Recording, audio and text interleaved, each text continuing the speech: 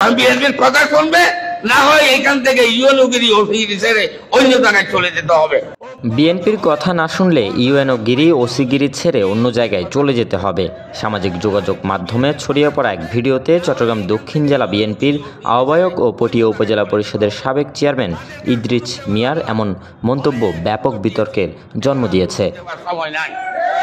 দলীয় সূত্রে জানা গেছে, গেল মঙ্গলবার বিকেলে সাতকানিয়া উপজেলা বিএনপির সব সাংগঠনিক ইউনিটের যৌথ উদ্যোগে স্থানীয় একটি কমিউনিটি হলে ঈদ পুনর্মিলনী অনুষ্ঠানের আয়োজন করা হয়।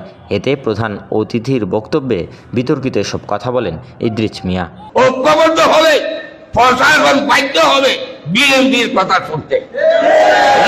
বিএনপির কথা শুনবে, না হয় এখান থেকে ইউএনওগিরি ওসিগিরি ছেড়ে অন্য জায়গায় চলে যেতে হবে।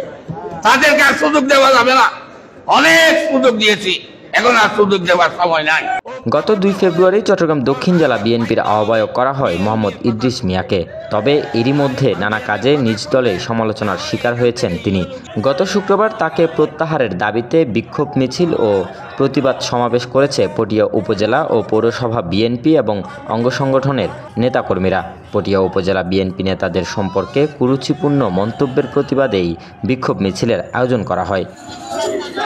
এ সময় তাকে ব্যঙ্গ করে বিভিন্ন ব্যানার ফেস্টুন আনা হয়। এক পর্যায়ে ইদ্রিসের ছবিতে জুতা পেটা করতে দেখা যায় বিক্ষুব্ধদের।